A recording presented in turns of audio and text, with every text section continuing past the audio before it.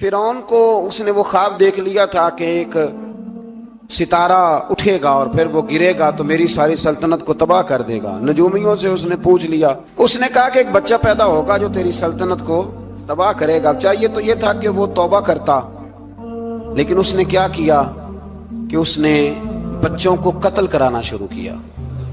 یذبحون ابناءکم، ذبح کرا دیتا تھا تمہارے بیٹوں، اور بچیوں کو وہ زندہ رکھتا تھا۔ تو حضرت موسیٰ جب پیدا ہوئے تو ان کی والدہ نے پتہ کیا کیا، ان کو ایک صندوق میں بند کر کے دریا میں بہا دیا۔ اب دریا میں بہتے جا رہے ہیں تو ماں تھی تو پریشان بھی ہو گئی، ان کی ہمشیرہ کو کہنے لگی ذرا دھیان رکھنا کدھر جاتے ہیں۔ حضرت موسیٰ علیہ السلام دریا میں بہتے بہتے نا، فرعون نے نا دریا کے کنارے مکان بنایا ہوا تھا۔ آپ کو پتہ ہے بادشاہوں کا ذوق ہوتا ہے، آج کل ہمارے جو حکمران ہیں انہوں نے اس کا نام فارم ہاؤس رکھا ہوا ہے، میرا فارم ہاؤس، اور پرانے زمانے میں لوگ ڈیرا کہتے تھے۔ تو اس نے بھی اس طرح کا فارم ہاؤس بنایا ہوا تھا۔ وہاں پہ حضرت موسیٰ علیہ السلام تیرتے ہوئے تابوت کے اندر، صندوق کے اندر جا رہے ہیں۔ فرعون اور ان کی بیوی حضرت آسیہ بے اولاد تھیں، بڑی تڑپ تھی بیٹے کی، وہ بھی وہاں کھڑی تھی۔ صندوق تیرتا ہوا آیا تو فرعون نے کہا کہ جاؤ پکڑ کے لاؤ، دیکھو کیا ہے۔ جب وہ لے کے آئے نا تو آپ کی ہمشیرہ جو نگرانی کر رہی تھی پریشان ہو گئی کہ یہ تو اس کے ہاتھ لگ گئے، یہ تو اب مار ڈالے گا۔ لیکن جب خوبصورت اور چمکتا ہوا بچہ دیکھا تو بی بی آسیہ کہنے لگی یہ بنی اسرائیل کا ہے ہی نہیں، یہ تو پتہ نہیں کہاں سے بہتا ہوا یہاں آ گیا ہے، تم ایسے ہی چھوڑ، یہ پتہ نہیں کہاں سے آیا، رکھ نہ لیں، رکھ نہ لیں۔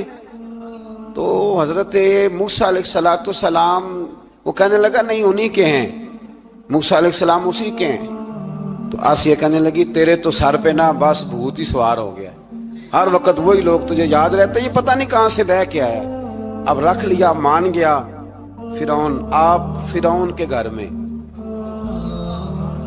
جو اس لیے بچے مروا رہا تھا کہ میری سلطنت حضرت موسیٰ پیدا نہ ہو جائیں، تو اسی کے گھر میں پرورش پانے لگے، اسی کے گھر میں۔ اب عورتیں منگائیں گئی دودھ پلانے کے لیے، تو حضرت موسیٰ علیہ السلام کسی بی بی کا دودھ نہیں پیتے، تو آپ کی ہمشیرہ نہ وہیں دائیں بائیں گھومتی رہتی۔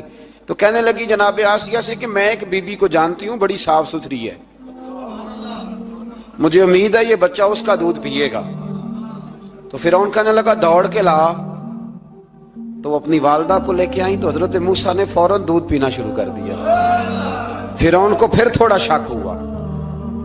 ایک روایت یوں بھی لکھی ہے بعض لوگوں نے کہ فرعون ایک دن اٹھایا ہوا تھا حضرت موسیٰ کی، ابھی تھوڑی سی عمر تھی، تو آپ نے اس کی داڑھی پکڑ کے تو ایک گھونسا دے مارا، جلالی تو شروع سے ہے نا۔ تو کہنے لگا آسیہ تو مان نہ مان یہ بچہ وہی ہے۔ تو حضرت بی بی آسیہ کہنے لگی کہ تجھے غلط فہمی ہے، یہ وہ نہیں ہے۔ اس نے کہا دیکھو نا یہ تو اٹھاتی ہے تو پیار کرتا ہے، اور میرے جب قریب آتا ہے تو اس کے لب و لہجے میں تلخی محسوس کرتا ہوں۔ اس نے کہا بچوں کو کیا پتا۔ خیر ایک طرف اس نے کھانے پینے کی چیزیں رکھ دی، ایک طرف انگارے رکھ دیے، وہ بھی حضرت آسیہ کہتی ہیں کہ تجھے سمجھ آئے بچے بچے ہوتے ہیں۔ حضرت موسیٰ بچے تو تھے پر تھے تو اللہ کے نبی نا، اللہ کے نبی تھے۔ جب اس نے کہا نا یہ بچے ہیں تو حضرت موسیٰ علیہ السلام بجائے انگاروں کی طرف جانے کے، نبی تھے، وہ سیدھے کھانے پینے والی چیزوں کی طرف بڑھنے لگے۔ فرعون کہنے لگا اب بتا۔ اللہ تعالیٰ نے حضرت جبریل کو بھیجا، انہوں نے کہا ادھر نہیں جانا آپ ادھر جائیے۔ تو آپ آگ کی طرف گئے اور ایک کوئلہ اٹھا کے زبان پہ رکھ لیا۔ تو آسیہ کہنے لگی سمجھ آئی، بچے کو کیا پتا کدھر جانا ہے کدھر نہیں جانا، اگر وہ اتنا ہی خیال ہوتا وہی بچہ ہوتا تو آگ۔ اور بعض مفسرین نے لکھا ہے یہ جو حضرت موسیٰ دعا مانگتے تھے نا رب اشرح لی صدری ویسر لی امری، یہ وہ آگ کا انگارہ جب کوئلہ منہ میں رکھا تھا نا تو اس کی وجہ سے زبان میں کچھ لکنت آ گئی، تو آپ دعا کرتے تھے کہ یا اللہ میری زبان کی وہ بند گرا کھول دے تاکہ میں کھل کے فرعون کے سامنے بات کر سکوں۔ وہیں حضرت موسیٰ پلنے لگے، وہیں پلے، وہیں جوان ہوئے، وہیں اللہ نے ساری دولتیں دی، بہن بھی ملی، ماں بھی ملی، اور سارے عزیزوں کا پیار بھی ملا۔ اسی گھر کے اندر اللہ نے پرورش کر کے فرعون کے ظلم سے بنی اسرائیل کو نجات عطا فرمائی۔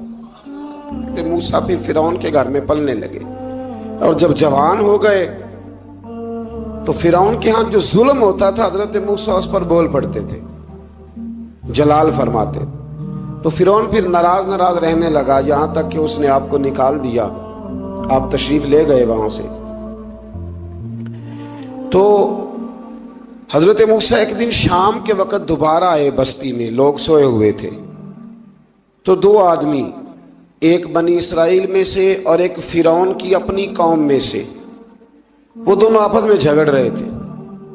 لیکن وہ جو حضرت موسیٰ کی بنی اسرائیل کی قوم کا شخص تھا، اس پر وہ قبطی، وہ جو فرعون کے قریبی لوگوں میں سے تھا، وہ ظلم کر رہا تھا اور بوجھ اٹھانے کی بات کر رہا تھا. اب اس نے حضرت موسیٰ کو پکارا کہ یہ دیکھے میرے ساتھ کس طرح کی بات کر رہا ہے. تو حضرت موسیٰ کا ارادہ بھی نہیں تھا، آپ نے بس اس کو سمجھایا. پر کچھ لوگوں کو سمجھ، تو حضرت موسیٰ نے پھر ایک مکہ مارا، ایک گھونسا مارا، صرف ایک ہی.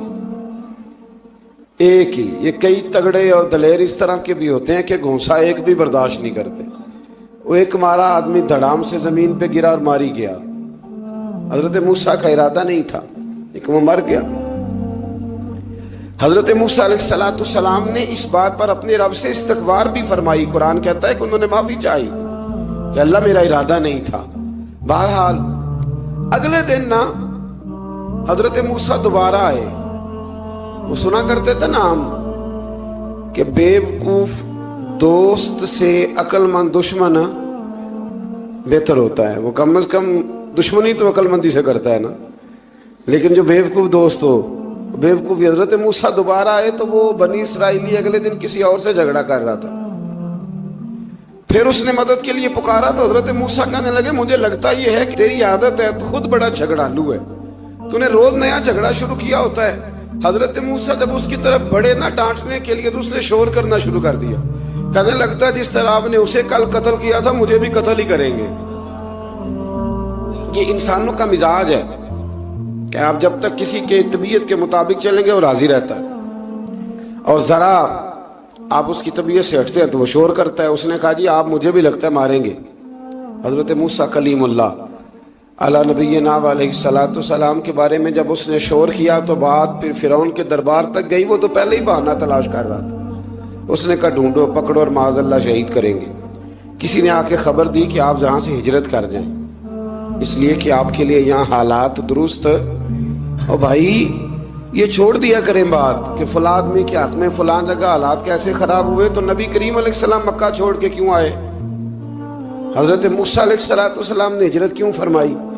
یہ ایک ایسی عجیب بحث ہے جس کو لوگ بلا وجہ چھوڑ دیتے، بلا وجہ چھیڑ دیتے ہیں. اور بالخصوص ایک خاتون نے ایک دفعہ مجھے پیغام دیا تو میں بڑی اس کی بات سن کے مجھے عجیب لگا.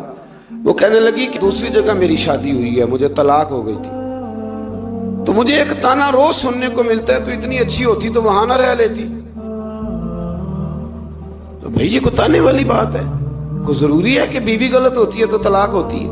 اللہ کے محبوب علیہ السلام کی دو صاحبزادیوں کو ابو لہب کے دو بیٹوں نے طلاق بھیج دی تھی. کس کی غلطی تھی؟ تو آپ کیا کہہ سکتے ہیں یہاں کیوں طلاق؟ تو اتنی جلدی بات تھوڑی کر دیں گے آپ، تھوڑی احتیاط فرمائیں بولنے میں. تو حضرت موسیٰ علیہ السلام وہاں سے نکلے اور آپ مدین کی طرف چلے گئے. مدین وہ علاقہ تھا جہاں فرعون کی حکومت کوئی نہیں تھی. حضرت موسیٰ جیسے ہی وہاں پہنچے تو ان کے اندر ایک جذبہ تھا، ظلم ہوتا نہیں دیکھ سکتے. جب وہاں پہنچے تو انہوں نے دیکھا لوگ اپنے اپنے جانوروں کو گھاٹ پہ پانی پلا رہے ہیں اور دو خواتین ہیں وہ بالکل پیچھے کھڑی ہیں. تو حضرت موسیٰ کلیم آگے بڑھ کے کہنے لگے تم کیوں نہیں پانی پلاتی؟ تو وہ کہنے لگی ہمارا بھائی کوئی نہیں، باپ ہمارا بوڑھا ہے. اللہ اکبر. مجبوری یہ ہے، ہم ہیں بھی پردہ دار گھرانے کی، مجبوری ہماری یہ ہے کہ جب تک یہ سارے لوگ پانی پلا نہیں لیں گے اتنی دیر تک ہماری باری نہیں آئے گی. تو حضرت موسیٰ کلیم اللہ علیہ السلام فرمانے لگے اچھا یہ بات ہے تو جانور مجھے دو. وہ ہو یہ رہا تھا کہ چونکہ مرد پانی پلا رہے تھے تو اور جتنے بھی مرد آتے جاتے تھے وہ گھستے جاتے تھے اور عورتیں بیچاری کھڑی تھیں. حضرت موسیٰ جھٹ سے آگے بڑھے، پیچھے ہٹو. ان دو خواتین پاک باز عورتوں کے جانوروں کو پانی پلایا اور پھر آپ دوبارہ وہیں بیٹھ گئے. وہ بیبیاں جلدی جلدی گھر گئیں، جا کے اپنے والد سے کہنے لگی ابا جی کمال ہو گیا، اس بستی میں ایک ایسا آدمی ملا ہے جو عورتوں کی طرف دیکھتا ہے تو نیکی کرنے کے لیے آگے بڑھتا ہے، جو مجبور اور بے کس کے لیے اچھے جذبات رکھتا ہے. فرمایا جلدی لاؤ. کچھ مفسرین اور طرف بھی گئے ہیں، لیکن جمہور نے لکھا ہے کہ وہ حضرت شعیب علیہ السلام تھے۔ حضرت شعیب نے گھر بلایا، اپنی ایک بیٹی کو بھیجا، فرمایا بیٹے بلا کے لاؤ۔ وہ جب گھر آئے تو آپ فرمانے لگے آپ میرے ساتھ اجرت طے کر لیں، 8 سال یا 10 سال آپ میری بکریوں کو چرائیں، میرے گھر میں رہیں۔ اور پھر فوراً ہی فرمانے لگے اگر آپ ہمارے گھر میں رہیں گے، دیکھ بھال کریں گے، تو میں اپنی ایک بیٹی کا نکاح بھی آپ کے ساتھ کر دوں گا۔ تو 8 سے 10 سال حضرت موسیٰ نے وہاں قیام فرمایا۔ اور پھر جب آپ کا نکاح ہو گیا تو آپ اپنی بیوی کو لے کے مصر کی جانب جا رہے تھے، تو رستے میں نا ٹھنڈ زیادہ ہو گئی، تو اپنی زوجہ سے کہنے لگے وہاں آگ جل رہی ہے، میں تیرے لیے آگ لے کے آتا ہوں تاکہ تو تاپ سکے، گرمی حاصل کر سکے۔ وہاں گئے تو درخت سے آواز آئی موسیٰ میں تیرا رب ہوں۔ درخت سے آواز آئی موسیٰ میں تیرا رب ہوں۔ اور حضرت موسیٰ کلیم اللہ کو وہاں وحی آنی شروع ہوئی، وہاں وہی اللہ تعالیٰ نے انہیں وہ عصا عطا فرمایا جو پھر بعد میں اژدہا بنتا تھا۔ رب کریم نے وہیں حضرت موسیٰ کلیم کو وہیں ید بیضا عطا فرمایا۔ اپنا ہاتھ گریبان میں ڈال کے نکالتے تھے تو چاند اور سورج کی طرح روشنی دیا کرتا تھا۔ ید بیضا لیے بیٹھے ہیں اپنی۔ میں کبھی کبھی کہا کرتا ہوں کہ مولا کے دینے کے انداز بڑے انوکھے ہیں۔ بھائی یوسف کو کنویں میں پھینکتے ہیں تو اللہ مصر کا حکمران بنا دیتا۔ تو پھر حضرت موسیٰ وہاں سے واپس آئے اور آ کر کے آپ نے دوبارہ وہ سارا نظام زندگی شروع فرمایا۔ موسیٰ علیہ السلام نے ان کو دعوت حق دی اور کہا کہ میں تمہارے پاس واضح نشانیاں لایا ہوں، بنی اسرائیل کو میرے ساتھ بھیج دو۔ فرعون نے معجزات پیش کرنے کے لیے کہا تو حضرت موسیٰ علیہ السلام نے اپنا عصا زمین پہ ڈالا، اپنا عصا، اپنی چھڑی، اپنا ڈنڈا زمین پہ ڈالا تو وہ ایک واضح اژدہا بن گیا۔ پھر حضرت سیدنا موسیٰ علیہ السلام نے اپنا ہاتھ گریبان سے نکالا تو وہ دیکھنے والوں کے لیے روشن ہو گیا، ہاتھ کے اندر نور پیدا ہو گیا۔ ید بیضا لیے بیٹھے ہیں اپنی آستینوں میں۔ فرعون کے سرداروں نے حق کو قبول کرنے کی بجائے اسے جادو قرار دے دیا اور کہا کہ یہ تمہیں اپنے ملک سے نکالنا چاہتا ہے۔ انہوں نے کہا اس معاملے کو ذرا ڈھیل دو اور جادوگروں کو جمع کرو۔ جادوگر آئے، انہوں نے فرعون سے کہا کہ ہم حضرت موسیٰ کے مقابلے میں جادو تو دکھائیں گے معاذ اللہ، لیکن اگر ہم غالب آ گئے تو پھر ہمارا انعام کیا ہوگا؟ سودا پہلے طے کرنا ہے، کیا انعام ملے گا؟ اس نے کہا کہ اگر تم غالب آ گئے تو میں تمہیں اپنا قریبی بنا لوں گا۔ بادشاہوں کا قریبی ہونا بھی تو بڑی بات ہے نا، لوگ بڑے پاپڑ بیلتے ہیں قریبی ہونے کے لیے، اور یہ جو قریبی ہوتے ہیں نا، بالخصوص جو بادشاہوں کے قریبی ہوتے ہیں، بادشاہوں کی تباہی کا سبب بھی یہی لوگ ہی بنتے ہیں۔ یہ ان کو روز خبر دیتے ہیں کہ سب اچھا ہے، سب اچھا ہے، اور دنیا کے زیادہ تر حکمران انہی لوگوں کی وجہ سے تباہ ہوتے ہیں چونکہ ان کا خود عوام سے رابطہ نہیں رہتا۔ اگر وہ خود عوام کے ساتھ ڈائریکٹ رابطہ کریں تو شاید انہیں اچھی اور صاف ستھری چیزیں سمجھنے کو مل جائیں۔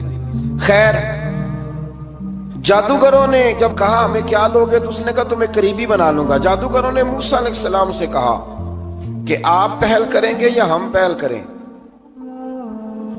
تو موسیٰ علیہ السلام نے کہا تم پہل کرو۔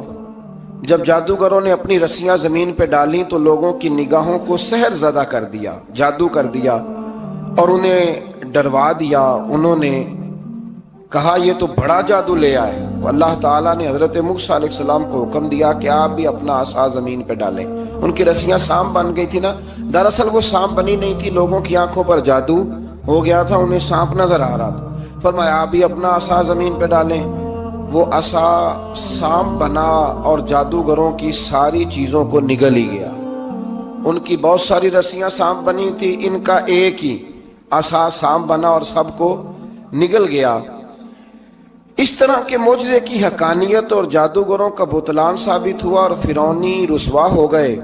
جادوگر سجدے میں گر گئے اور اللہ پر ایمان لے آئے۔ فرعون نے انہیں دھمکی دی کہ تم میری اجازت کے بغیر ایمان لے آئے ہو، میں تمہارے ہاتھ اور پاؤں مخالف سمت سے کاٹ دوں گا، یعنی الٹا ہاتھ کاٹ دوں گا، سیدھا پیر کاٹ دوں گا، میری بغیر اجازت ایمان لے آئے ہو، اور تمہیں سولی پہ بھی چڑھوا دوں گا۔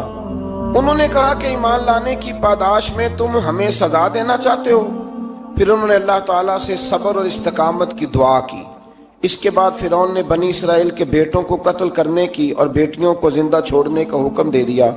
موسیٰ علیہ السلام نے قوم کو صبر کی تلقین کی اور کہا کہ نیک انجام اہل تقوی کے لیے۔ یہاں ایک لطیف بات ہمارے صوفیاء نے بھی لکھی ہے۔ صوفیاء کہتے ہیں کہ فرعون نے کلمہ نہیں پڑھا پر جادوگر کلمہ پڑھ گئے۔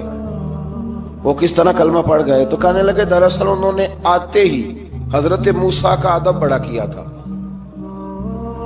جادوگر حضرت موسیٰ کے مقابلے میں آ کے بھی ان سے کہتے ہیں کہ رسیاں آپ پہلے ڈالیں گے کہ ہم ڈالیں؟ آپ ایسا پہلے رکھیں گے کہ ہم رکھیں؟ تو اتنا سا ادب کیا تو رب کریم نے فرمایا جو نبی کا ادب کرے وہ بے ایمان نہیں رہ سکتا۔ جو نبی کا ادب کرے وہ بے ایمان نہیں رہ سکتا، اور جو نبی کی بے ادبی کرے وہ ایماندار نہیں رہ سکتا۔ ختم ہو گئی بات۔ یہاں ہمارے صوفیاء نے یہ بات لکھی ہے کہ چونکہ انہوں نے آتے ہی کہا تھا کہ آپ پہلے ڈالیں گے یا ہم پہلے ڈالیں، تو حضرت موسیٰ سے انہوں نے پوچھ لیا، نبی کے پوچھے بغیر پہل نہیں کی تو اللہ نے انہیں ایمان کی دولت عطا کر۔ اللہ تعالیٰ نے فرعونیوں پر قحط سالی کا عذاب نازل کیا۔ فرعونیوں کا طریقہ یہ تھا کہ اچھائی کو اپنا کمال گردانتے تھے، کہتے تھے یہ ہماری طرف سے، اور برائی کو معاذ اللہ بدشگونی کے طور پر موسیٰ علیہ السلام کی طرف منسوب کرتے تھے، کہتے تھے معاذ اللہ آپ کی وجہ سے یہ سارا کچھ ہو رہا ہے۔ ہوتے نا نہیں کہتے ہیں جب سے میں وہاں گیا ہوں تب سے۔ ہمارے بزرگ ایک لطیفہ بھی سنایا کرتے تھے کہ کسی زمیندار نے نماز پڑھنی شروع کی تھی تو اس کے جانور مرنے شروع ہو گئے۔ اب لوگ سمجھتے ہیں کہ معاذ اللہ شاید یہ کسی بزرگ کے سبب سے ایسا ہے، حالانکہ یہ تو اللہ کی طرف سے آزمائش ہوتی ہے، اس کی حکمتیں ہوتی ہیں۔ اللہ تبارک و تعالیٰ نے ان پر عذاب کیا نازل کیا؟ آیت نمبر 130 اور 143 کبھی آپ سورہ اعراف کی پڑھیں تو اللہ تعالیٰ نے ان پر ٹڈیوں کا، جموں کا، مینڈکوں کا اور خون کا عذاب نازل کیا۔ یہ کس قسم کا عذاب ہے؟ جمعے پڑ گئے، ٹڈیاں آ گئیں، یہ اللہ نے عذاب نازل کیا۔ جب وہ عذاب میں مبتلا ہوئے تو موسیٰ علیہ السلام سے کہا کہ آپ اللہ سے دعا کریں کہ ہم سے یہ عذاب ٹل جائے، اگر ایسا ہوا تو ہم ایمان لے آئیں گے، بنی اسرائیل کو بھی آزاد کر دیں گے۔ لیکن موسیٰ علیہ السلام کی دعا کے نتیجے میں جب عذاب ٹل جانے کے بعد فرعونی پھر اپنے وعدے سے پھر گئے۔ بنو قریظہ والوں نے بھی کئی دفعہ حضور سے وعدے کیے پر اپنے وعدوں پر قائم۔ ایک بات آپ سے یہاں روک کے عرض کر دوں، ہم بھی کئی دفعہ کہتے ہیں ذرا بریک کبھی گاڑی کی نہیں نہ لگتی تو ہم ارادہ کرتے ہیں کہ آج سے ہی نماز شروع کر دینی ہے۔ ذرا طبیعت زیادہ لیل ہوتی ہے تو ارادہ کرتے ہیں نا کہ بھائی آج کے بعد ہم نے نیک، پھر کیا ہوتا ہے شفا ہو گئی تو چھٹی ہو گئی۔ یہ طریقہ درست نہیں، یہ تو کفار کا طریقہ بیان کیا نا قرآن پاک نے۔ یہاں فرمایا جب اللہ تبارک و تعالیٰ نے انہیں نجات دے دی تو اپنے وعدے سے مکر گئے، تو پھر اللہ تبارک و تعالیٰ نے بنی اسرائیل کو سمندر پار کر کے ایسی قوم کے پاس پہنچا دیا جو بتوں کی پرستش کرتی تھی۔ وہ تو بچ گئے لیکن فرعونی سارے دریا کے اندر غرق ہو گئے۔ حضرت موسیٰ علیہ السلام سے کہنے لگے کہ ہمارے لیے بھی یہ خدا بنا دیجئے۔ حضرت موسیٰ علیہ السلام نے فرمایا بت پرستی کرنے والے جاہل ہیں۔ یہ بت پرست قوم کے پاس جب گئے نا بنی اسرائیل والے، بت پوجتے ہوئے دیکھا تو کہنے لگے ہمارے لیے بھی سامنے بنا کے رکھ دو۔ فرمایا یہ تو جاہل ہیں، تم انہیں دیکھ کے اثر قبول کر رہے ہو، اور اپنی جاہلیت کے باعث یہ ہلاک ہونے والے بھی ہیں۔ پھر اللہ تعالیٰ نے بنی اسرائیل پر اپنی نعمتوں کا ذکر فرمایا، اور موسیٰ علیہ السلام نے اپنی قوم میں ہارون علیہ السلام کو اپنا جانشین فرمایا اور کوہ طور پر تشریف لے گئے۔ اللہ نے فرمایا وہاں آ جائیں، میں آپ کو تورات عطا کرتا ہوں۔ 40 دن کا یہ عرصہ تھا۔ موسیٰ علیہ السلام نے وہاں پہ جا کے، وہ سارا واقعہ بھی انہی آیات میں ہے کہ حضرت موسیٰ نے عرض کیا تھا کہ رب ارنی، یا اللہ میں تجھے دیکھنا چاہتا ہوں، تو فرمایا لن ترانی، تو نہیں دیکھ سکتا۔ وہ بھی یہاں اللہ نے ذکر فرمایا۔ پھر اللہ تعالیٰ نے اپنی ایک تجلی جب کوہ طور پہ ڈالی تو حضرت موسیٰ علیہ السلام تاب نہ لا سکے اور بے ہوش ہو گئے، اور پہاڑ بھی ریزہ ریزہ ہو گیا۔ اس کا ذکر بھی اللہ نے انہی آیات میں فرمایا۔ آیت نمبر 144 سے 155 تک حضرت موسیٰ علیہ السلام کو رسالت عطا کرنے، کلیم اللہ کا منصب عطا کرنے، تورات عطا کرنے کا ذکر ہے۔ آگے چل کے بتایا کہ جو متکبر لوگ ہیں نا وہ آیات الہیہ سے منہ پھیرتے ہیں، اور جو لوگ اللہ کی آیات اور قیامت کو جھٹلاتے ہیں ان کے اعمال باطل ہیں۔ پھر موسیٰ علیہ السلام کے کوہ طور پر قیام کے عرصے میں بنی اسرائیل کے زیورات سے بچڑا بنا کر اسے معبود بنانے کا ذکر ہے۔ ان میں ایک جادوگر تھا سامری، سنا ہے سلالہ میں اس کی قبر ہے۔ حضرت موسیٰ کوہ طور پہ چلے گئے تو اس نے پیچھے سے سونے کا ایک بچڑا بنا لیا، اس میں سونے کی تاریں اس کے منہ میں لگائیں، ہوا چلتی تھی تو بجتی تھی۔ اتنے کمزور عقیدے کی یہ قوم تھی کہ انہوں نے فٹافٹ ماننا شروع کر لیا، فٹافٹ ماننا، کہنے لگے یہ ٹھیک ہے۔ چنانچہ موسیٰ علیہ السلام جب واپس آئے تو قوم پر غصے اور افسوس کا اظہار فرمایا اور کہا میرے پیچھے تم نے ایسا برا کام کیا ہے۔ انہوں نے تورات کی تختیاں بھی زمین پہ ڈالی اور اپنے بھائی ہارون علیہ السلام کا سر پکڑ کے اس سے جواب طلبی کی۔ انہوں نے کہا اے میرے ماں جائے، بڑے خوبصورت لفظ ہے قرآن پاک، اے میرے ماں جائے، اے میرے بھائی، قوم نے مجھے بے بس کر دیا اور قریب تھا کہ یہ مجھے قتل بھی کر دیتے۔ اب آپ مجھ پر سختی کر کے دشمنوں کو ہنسنے کا موقع نہ دیں، کبھی بھی دشمنوں کو اپنے اوپر ہنسنے کا موقع نہ دینا چاہیے۔ پھر آیت نمبر 151 میں موسیٰ علیہ السلام کی دعا اور کلمات استغفار کا ذکر ہے۔ آگے چل کے بتایا کہ غصہ ٹھنڈا ہونے پر موسیٰ علیہ السلام نے تورات کی تختیوں کو اٹھایا جن کی تحریر میں اللہ سے ڈرنے والوں کے لیے ہدایت اور رحمت کی بشارت تھی۔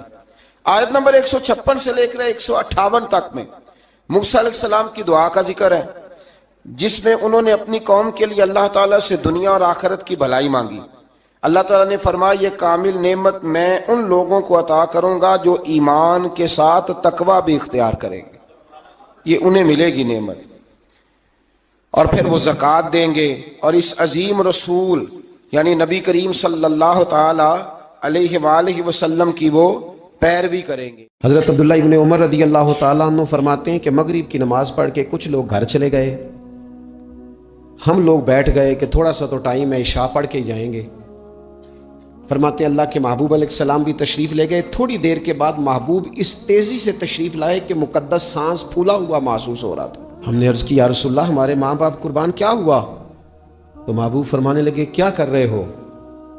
عرض کی یا رسول اللہ نماز، سوچا ہے چلو تھوڑا سا تو ٹائم ہے، بیٹھتے ہیں اللہ اللہ کرتے ہیں، عشاء پڑھ کے جائیں گے۔ تو محبوب فرمانے لگے میرے پاس جبریل امین آئے ہیں، انہوں نے آ کے عرض کی یا رسول اللہ آپ کے غلام مسجد میں بیٹھے ہیں عشاء کی نماز کے انتظار میں، اور رب فرشتوں کے سامنے ان پر فخر فرما رہا ہے۔ یہ جو عبادت ہے نا نفلی، یہ طاقتور کرتی ہے بندے کو۔ حضور فرماتے ہیں کہ جب بندہ نفل پڑھتا ہے تو اللہ فرماتا ہے پھر تو میں اس کے ہاتھ بن جاتا ہوں، پیر بن جاتا ہوں، آنکھیں بن جاتا ہوں۔ کیا معنی کہ اس میں خدائی طاقتیں آ جاتی ہیں، دوست مرید بھی ہوتے ہیں، سلسلوں میں بھی داخل ہوتے ہیں۔ عبادات کا مزاج نہیں بناتے، کچھ نوافل کا ذہن ضرور بنائیں، رات کو کچھ ٹائم ضرور اللہ اللہ کریں، اپنی زندگی کا اسے معمول بنا لیں۔ اور 3 وظیفے آپ کی خدمت میں عرض کرنے۔ سخت مشکل جب آتی تھی نا تو صحابہ پڑھا کرتے تھے حسبنا اللہ و نعم الوکیل، نعم المولا، پڑھیے گا حسبنا اللہ و نعم المولا و نعم النصیر۔ اس کا معنی بڑا خوبصورت ہے، بالکل سادہ سا مختصر سا معنی کریں نا تو اس کا معنی یہ ہے میرے لیے اللہ ہی کافی ہے، اللہ میرا مددگار ہے، اللہ بہترین مددگار ہے، اللہ بہترین کفایت کرنے والا ہے۔ اس وظیفے کو نہیں چھوڑیں اور اس کے معنی سمیت اس کو یاد رکھیں۔ آپ محسوس کریں گے طبیعت طاقتور ہو گئی ہے، روح طاقتور ہوگی، اس کو بھولنا نہیں۔ اور دوسرا آپ سے عرض کرنا ہے کہ اعلیٰ حضرت، چونکہ ہم سلسلہ طریقت میں فاضل بریلوی سے وابستہ ہیں اور باقی جتنے بھی لوگ ہیں سارے ماشاءاللہ انہی سے وابستہ ہیں، اعلیٰ حضرت نا لا حول ولا قوت الا باللہ العلی العظیم پڑھنے کی بڑی فضیلت بیان کرتے ہیں۔ یہ ایسا وظیفہ ہے جو سب کو آتا ہے نا ماشاءاللہ۔ نبی پاک علیہ السلام نے فرمایا یہ اللہ کے عرش کے خزانوں میں سے خزانہ ہے۔ اعلیٰ حضرت فرماتے ہیں 99 دفعہ پڑھو لا حول ولا قوت الا باللہ العلی العظیم۔ فرمایا اللہ تعالیٰ تمہیں 99 بیماریوں سے شفا دے گا، اور اس میں سب سے چھوٹی بیماری ٹینشن کی بیماری ہے، سب سے چھوٹی بیماری غم کی بیماری ہے، چھوٹی، باقی بڑی بڑی ہوں گی۔ اس وظیفے کو نہیں آپ نے چھوڑنا، اور یہ پابندی کرنی ہے، کریں گے انشاءاللہ تعالی۔ تیسرا وظیفہ ہے درود پاک۔